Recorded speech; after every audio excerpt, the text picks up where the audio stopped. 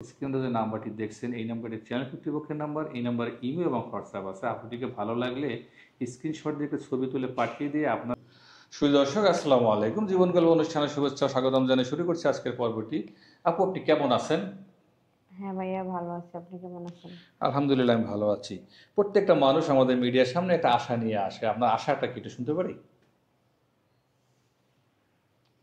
আমার আশা হইতেছে যে আমি ভালোভাবে চলবো, সবাই যদি আমার একটু হেল্প করতো তাহলে ভালো হতো। এখন কি আপনি অর্থনৈতিক হেল্প চাচ্ছেন না বিয়ে শাদীর মাধ্যমে ঘর সংসার করতে? আমার মনের বাসনা হইতেছে যে আমার কেউ একজন ভালো মনের মানুষ বিয়ে করুক, যে আমি তার নিয়ে সংসার সাজায় নিই, যে পুরা লাইফটা তার নিয়ে আমি কাটাইতে পারি, কারণ যে আমার মন বুঝবে। বয়স নিয়ে কোনো প্রশ্ন আছে সেই লোকটির? না, সমস্যা নেই, বয়স যেমনই হোক না কে, জাস্ট আমার ভালোবাসলেই হবে, কি আর করবে সেটাই যথেষ্ট। মেয়েরা সবসময় স্বামীর কাছ থেকে কেয়ারটাই আশা করে, হ্যাঁ। কিন্তু কেয়ারে স্বামী পাইতে হইলে তো সেই স্বামীর হয়তো বা যদি বয়স বেশি হয়, যেহেতু আপনার বয়স বলছেন 27, হুম। সেক্ষেত্রে তো দেখা যাবে সেই বয়স পুরুষটির বয়স যদি 40 বা 50 হয়। সমস্যা নাই, সেক্টিভাইজ করে নেওয়া যাবে। 50 বছরের একজন পুরুষ নিশ্চয়ই অবিবাহিত থাকবে না।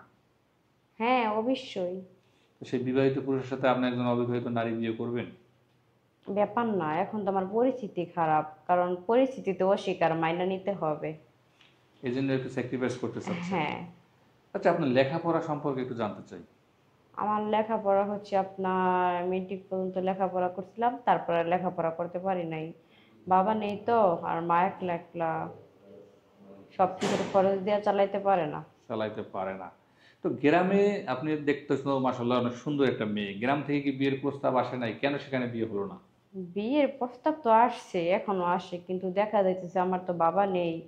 আর ওখানে দেখা যায় যে ক্যাশ ট্যাশ সব দিতে হয়, বিয়েতে অনেক টাকা যৌতুক চায়, ওই যৌতুক দিতে হয়। তারপরে যৌতুক না দেওয়ার কারণে বিয়েটা হয় না, মানে ভালোভাবে হয় না। আর ভালো ঘরেও হয় না, ছেলেরাও মানে তেমন একটা ভালো হয় না। ভালো হয় না। হ্যাঁ, আপু, যৌতুকের কারণে। আমাদের এই ভিডিও দেশ প্রবাসের বাঙালিরা দেখবে। হয়তো এক ভাই ধরেন কাতার বা সৌদি আরবে আছে, আপনার অসহায়তার কথা শুনে আপনার পাশে দাঁড়াতে চায়, তো আপনার সাথে যোগাযোগ কিভাবে করবে? ওখানে তো আপনাদের ফোন নাম্বারটা দেওয়া থাকবে, আপনাদেরকে যদি কেউ নক দেয় বা ফোন দেয় তাহলেই তো হবে। আমি তো আপনাদের সাথে যোগাযোগে আছি, যেহেতু আমি আপনাদের সাথে এখন পরিচিত কথা বলতেছি, আপনি তো জানাবেন আমাকে। আপনার কি কোনো পার্সোনাল ফোন নাম্বার নেই? না ভাইয়া, ফোন টোন নেই। ফোন চালান না কেন? ফোন চালাই না, মা চালাইতে দেয় না। আর বিশেষ করে এত টাকা পয়সাও মা ইনভেস্ট করতে পারে না, মানে আমাদের যে টাকা ইনভেস্ট করে মা, সেই টাকা আমাদের মানে সংসারে লেগা জায়গা। সংসারে লাগে যায়। হ্যাঁ।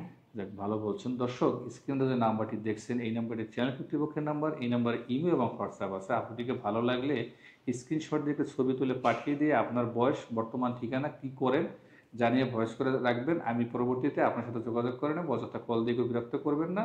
সবাইকে ধন্যবাদ। আল্লাহ হাফেজ।